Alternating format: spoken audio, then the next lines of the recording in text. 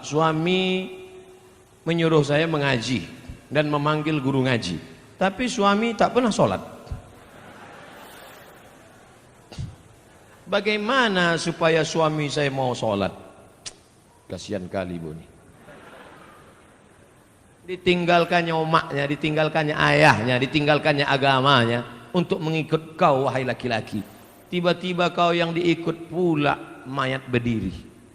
Kan kasihan kita itu. Oleh sebab itu kupesankan kepada kalian wahai laki-laki, kalau kalian sampai merubah akidah anak orang sudah bagus, tapi kalian mesti menjadi imam. Mungkin belum pandai belajar mengaji, datangi guru mengaji. Ustaz, saya malu nih Ustaz, istri saya mu'alaf, saya mau belajar ngaji Ustaz, tapi saya belum paham. Bisa Ustaz ajari saya 4 mata, jangan tahu orang yang lain, malu saya. Kata Ustaz, jangan kan 4 mata, 3 pun bisa baca. Utlubil ilma minal mahdi ilal lahdi, tuntutlah ilmu dari buayan hingga ke liang lahat. Ya ayyuhalladzina amanu, hai para suami laki-laki, qu anfusakum, jaga dirimu, wa ahlikum, istrimu, anakmu, nara, dari api neraka. Laki-laki, perempuan, siapa kepala rumah tangga? Laki-laki apa perempuan? Laki-laki. Siap jadi laki-laki? Banyak yang tak siap laki-laki ini. Banyak sekarang laki-laki tak siap jadi laki-laki. Badan berotot, tegap, kumis melintang, melambai. Kau laki-laki apa perempuan? Eka sebenarnya perempuan, terjebak di tubuh laki-laki. Gimana alamat kau? Jalan Nibung.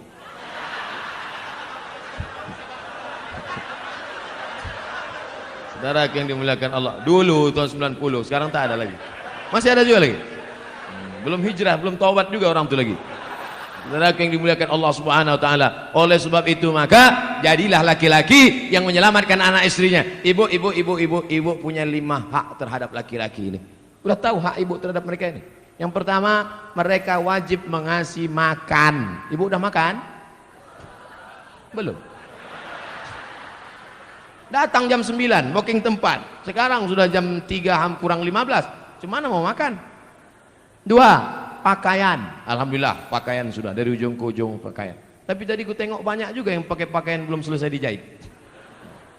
3, tempat tinggal. Tempat tinggal harus yang layak. Tapi jangan kalian paksakan suami untuk, abang, tetangga kita rumahnya udah 2 tingkat, aku mau 3. Banyaklah laki-laki tak tahan jantungnya menghadapi bini macam ini. Apa dek? Kau minta gelang? Kau minta rumah? Mati. 4, pendidikan. Aslinya suami-suami laki-laki, kalian yang mendidik istri kalian, panggil istri kalian baca Quran, panggil istri kalian ajarkan sholat, panggil istri kalian nasihati. Tapi karena kalian tak bisa mengajar mereka, maka suruh mereka pengajian ke masjid Petisah. Betul?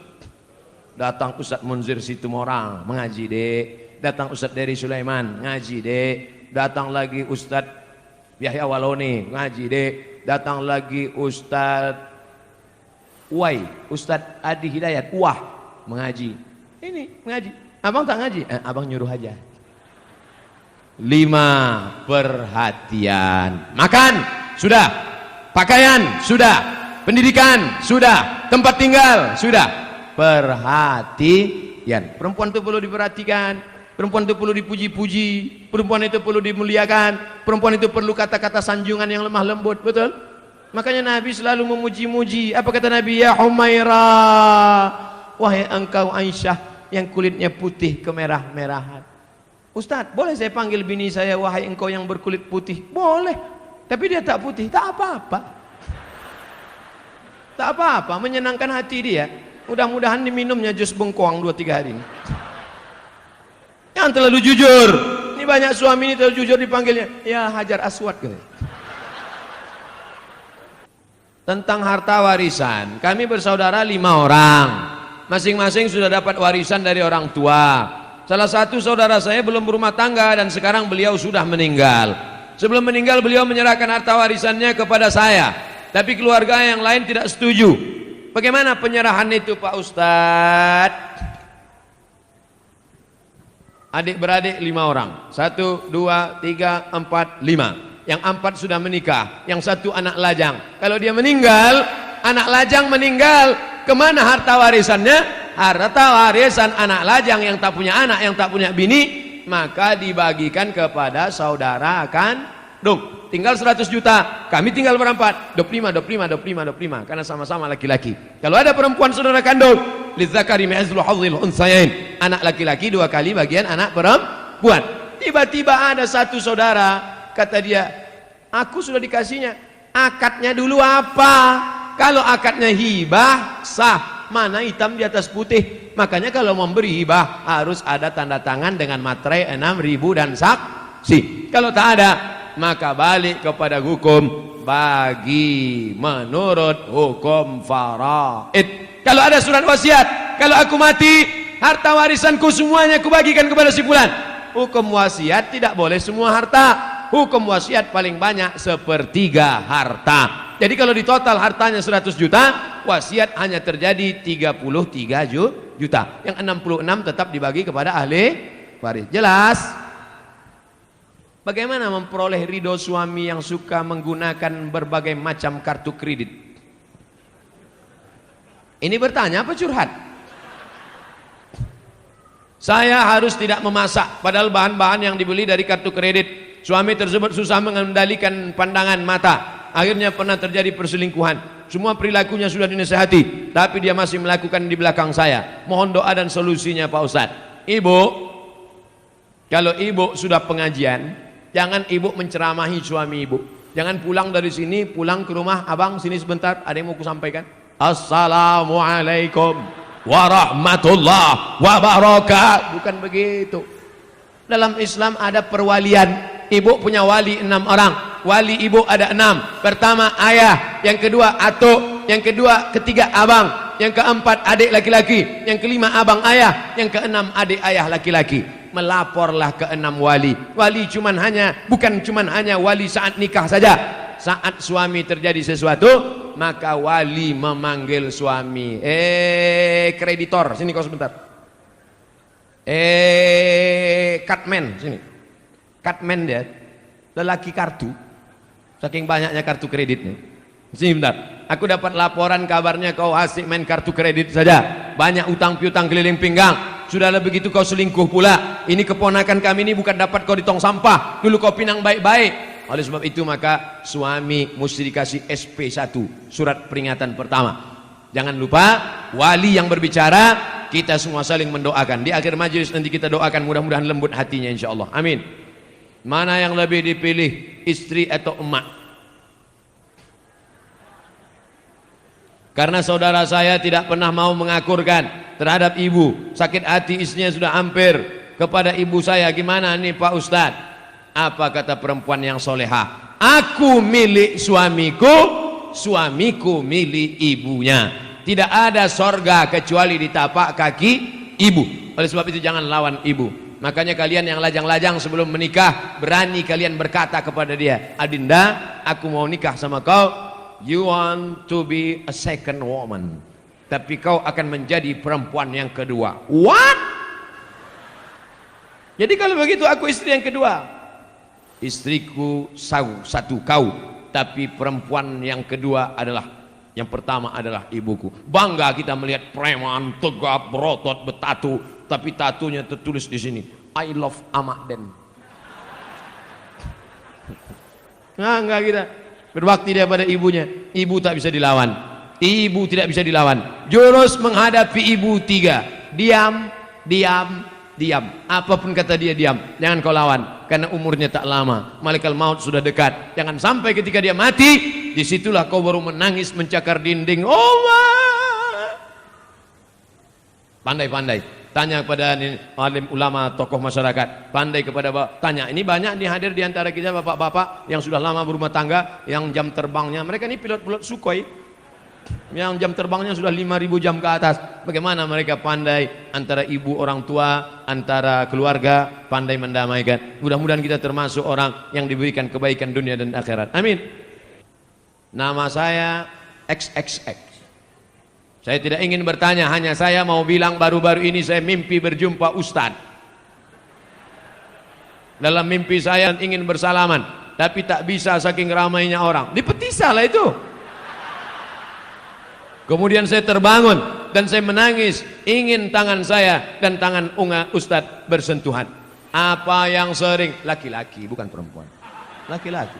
Alhamdulillah, alhamdulillah. Saya ucapkan puji sama Allah. Sekarang dari mulai saya pulang dari Maroko 2008 sampai 2019, 11 tahun saya jadi ustadz. Yang selalu mencari-cari saya itu, kemarin ada Ustadz Somad bisa datang ke rumah saya. Kenapa? Mertua saya sedang demam, memigau-ngigau manggil Ustadz Somad, Ustadz Somad. Tak lama sudah itu datang pula orang ke kampus, Ustadz Somad, ini ada anak kecil umur 5 tahun sakit, memanggil-manggil Ustadz, bawa besok ke kampus. Datang, saya peluk, saya sapu kepalanya. Alhamdulillah sampai sekarang yang menangis-nangis ini 2 aja, nenek-nenek, anak-anak. Anak gadis belum ada lagi. Apa yang sering kau tengok, apa yang sering kau dengar, apa yang sering kau tonton, apa yang sering kau pikirkan, apa yang sering kau renungkan, itulah yang akan kau bawa waktu nanti tidur dan sakaratul maut. Biasanya jamaah-jamaah yang selalu mimpi itu, mimpi sama Habib, mimpi sama Nabi, maka dia selalu sebelum tidur itu dia ingat-ingat, dia pikir-pikir, berjumpa. Waktu saya 2 tahun yang lalu ceramah di Jakarta, datanglah seorang jamaah, Ustadz Somad, saya melihat Ustadz dikelilingi oleh Habib-Habib, keturunan-keturunan Nabi. Apa arti mimpi saya itu Ustadz? Mimpi antum itu berarti dakwah saya ini benar mengikut sunnah Nabi Muhammad SAW, karena saya dikelilingi oleh para habaib. Seminggu setelah itu, tanpa direncanakan, disitulah saya berjumpa dengan Habib Umar bin Hafiz. Allah Ta'ala mempertemukan. Ternyata Ustadz tak melihat dalam mimpi, tapi jamaah melihat. Hati jamaah jauh lebih bersih dari suci daripada Ustadz Abdul Somad. Antena dia bersih, antena Abdul Somad masih kotor lagi. Kadang masih marah menengok buli-buli caci maki. Jamaah tak ada marah-marah. Orang bukan dia yang diejek.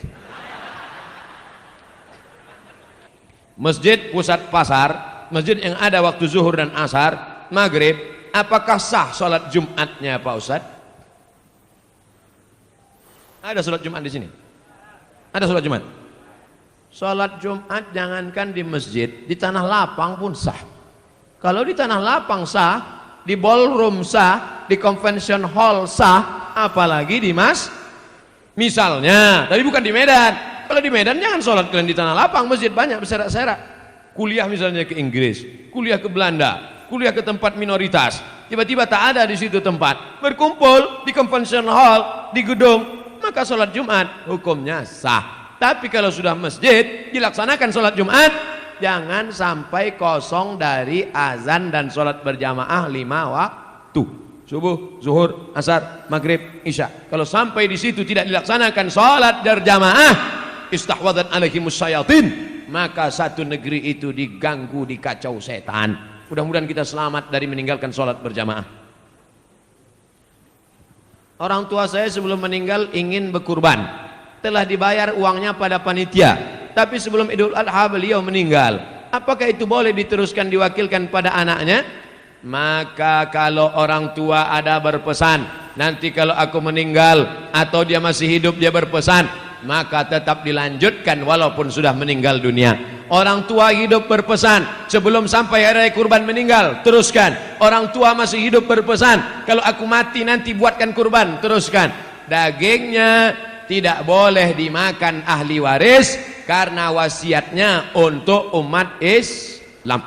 Ahli waris tak dapat, karena dulu kata dia, ini wasiatnya untuk orang lain. Tapi menurut mazhab Hambali, Imam Ahmad bin Hanbal, ahli waris boleh memakannya, karena ahli waris juga bagian dari umat Islam. Jadi kalau ada bapak ibu yang kemarin orang tuanya meninggal dunia, lalu diwasiatkan potong kambing, lalu kemudian dia ikut mendapatkan daging kuponnya, jangan merasa bersalah. Kalau ada ustadz mengatakan tak boleh ahli waris memakannya, berarti bukan dari mazhab Hambali, mazhab yang lain. Kita mengamalkan selama tidak keluar dari Hanafi, Maliki, Syafi'i, Hambali, selama ahlu sunnah wal jamaah, maka tetap kita boleh amalkan. Jelas? Ustadz, kita mengimani bahwa malaikat wajib diketahui ada 10. Sementara malaikat Jibril tugasnya menyampaikan wahyu kepada Nabi. Sedangkan baginda Rasulullah sudah wafat. Jadi sekarang apalah kerja Jibril itu Pak Ustadz?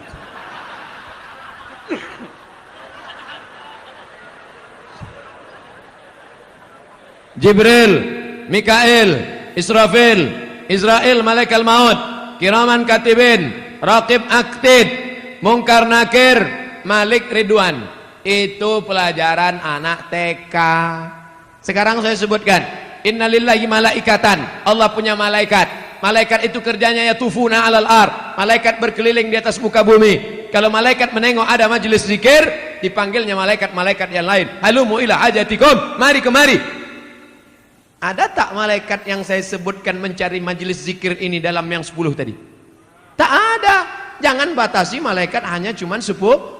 Yang 10 itu untuk memudahkan anak TK belajar, anak sekolah. Malaikat tak berbatas. Contoh kedua, inna ahadakum yujma'u khalquhu fi batni ummihi 40 yawman nutfah. Kamu diciptakan dalam perut ibumu 40 hari dalam bentuk air, sperma, 40 hari dalam bentuk darah, 40 hari dalam bentuk daging. Tsumma yursalul malaku, kemudian datang malaikat membawa rohmu dari alam arwah masuk ke dalam alam rahim.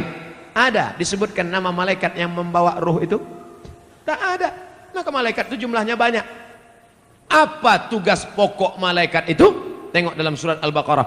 Wa nahnu nusabbihu bihamdika wa nuqaddisu lak. Tugas malaikat pokok, tupoksi. Tugas pokok, fungsi malaikat adalah bertasbih. Ada malaikat yang sejak diciptakan sampai hari ini bertasbih tak bangkit-bangkit, subhanallah walhamdulillah wa la ilaha illallah wallahu akbar. Ada malaikat 70.000 malaikat masuk setiap hari dikeliling mengelilingi Ka'bah di bawah, di atas itu namanya wal baitil ma'mur, rumah yang dimakmurkan. Jibril malaikat berkeliling bertasbih subhanallah walhamdulillah wa la ilaha illallah wallahu akbar, subhanallah. Malaikat berkeliling di atas.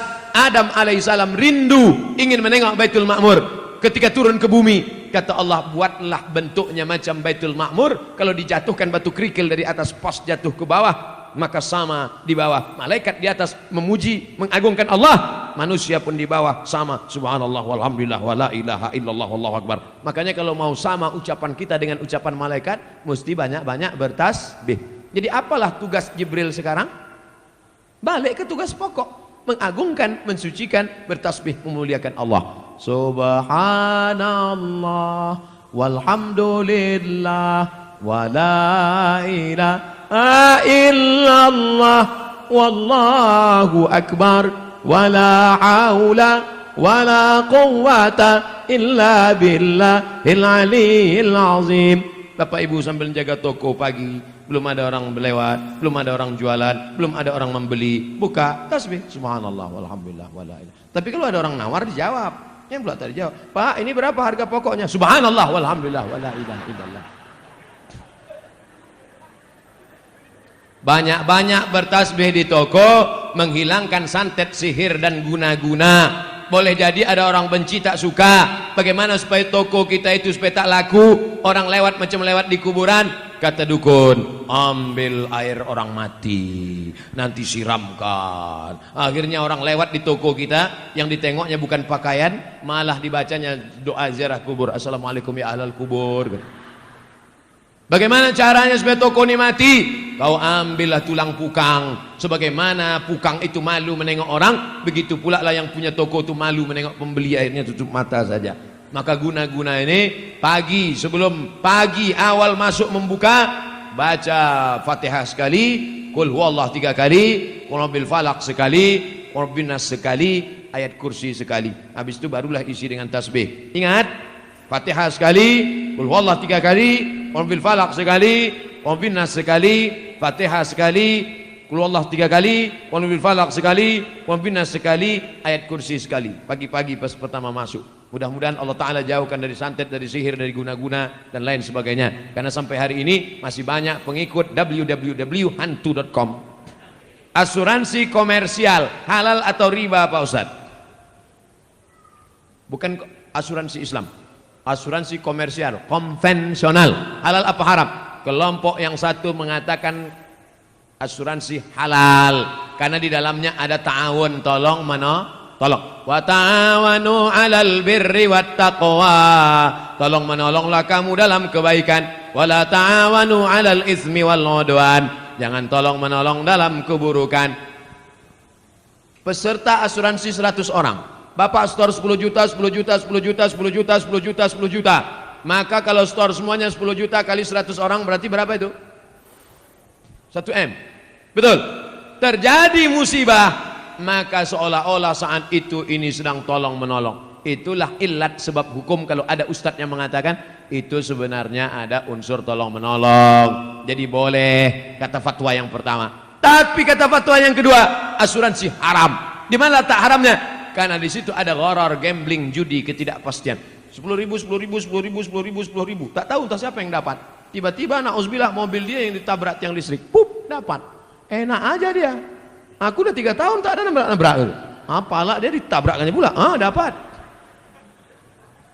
Jadi kalau ada yang mengatakan asuransi itu halal karena dilihat dari unsur ta'awun, tolong menolong. Kalau ada yang mengatakan asuransi itu haram karena dilihat dari unsur gharar, gambling, judi karena ketidakpastian. 2 hukum tentang asuransi. Ustadz pilih yang mana?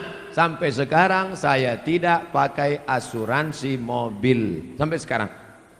Tak pernah Ustadz kecelakaan. Bolak-balik. Kadang menabrak orang, kadang ditabrak orang. Kalau ada Ustadz mengatakan boleh, dipakainya fatwa pertama. Kalau ada Ustadz mengatakan tak boleh, pakainya fatwa satu lagi.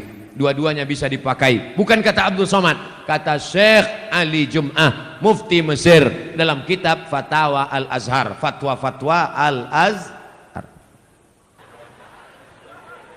Ustadz, gimana caranya meyakinkan orang tua kita tentang menikah muda?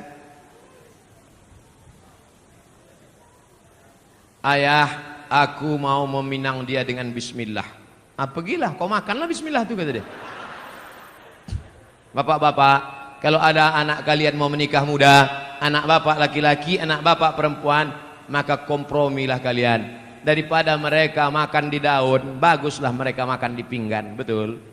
Daripada mereka kumpul kerbau, kumpul sapi, kumpul kambing, baguslah mereka berkeluarga baik. Daripada mereka melakukan perbuatan maksiat, dosa, na'udzubillah. Jaga mereka baik-baik. Tengok almarhum Ustaz Arifin Ilham, umur 17 tahun dinikahkannya. Anak saya nanti saya tanya, kapan dia mau nikah, aku nikahkan kau. Kapan kau mau nikah? Mana perempuannya? Mana? Tunjukkan biar ku pinangkan. Anak Ustaz masih kecil lagi. Kenapa begitu? Karena saya nikah lama.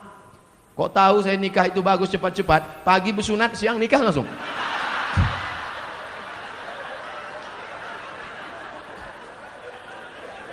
Man istata'a minkumul ba'ah, siapa di antara kami yang sudah sanggup menikah, falyatazawwaj, menikahlah, fa innahu aghaddu lil basar, karena menikah itu menjaga mata, wa ahsanul farji, menjaga kemaluan.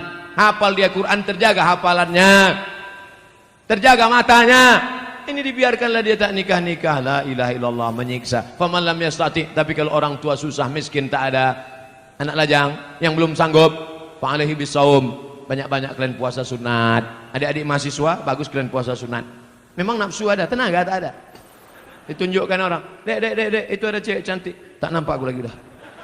Gelap aja, gelap. Aku sekarang nih Pak, jangankan cewek, apapun tak nampak aku lagi. Kalau nampak aku perempuan pakai baju merah hijau macam semangka aja aku rasa udah. Kalau bapak kaya, duit bapak banyak, anak gadis bapak ada, mampu bapak mengasih makan, cari anak yang soleh-soleh itu, panggil dia. Mau kau nikah sama anakku? Ku tengok kau baik kali, bagus, sering kau sholat, ku tengok. Mau kau nikah sama anak saya? Ku tanggung. Tapi kalau macam-macam, ku tembak mati kau nanti. Daripada mereka diambil perampok. Anak kita sekolah agama, jilbabnya panjang, akhlaknya baik, karena tak kita carikan jodoh yang baik-baik, tak kita tawarkan orang-orang soleh, pacaran dia dengan anak fang. Apa yang terjadi?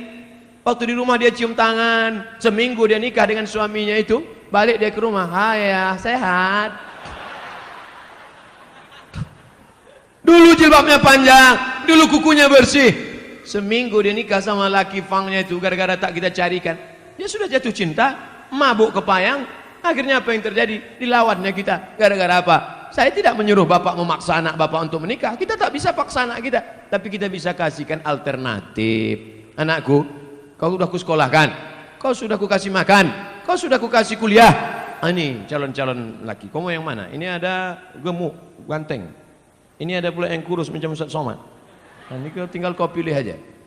Macam mana kau pilih? Sesuai. Nah itu baik. Nabi SAW dipilihkannya. Siapa itu? Itulah Sayyidina Ali menikah dengan Fatimatuz Zahra. Lahirlah anak-anak Sayyidina Al-Hasan, Sayyidina Al-Husain. Mudah-mudahan bapak dan ibu dapat menantu yang baik-baik insyaallah.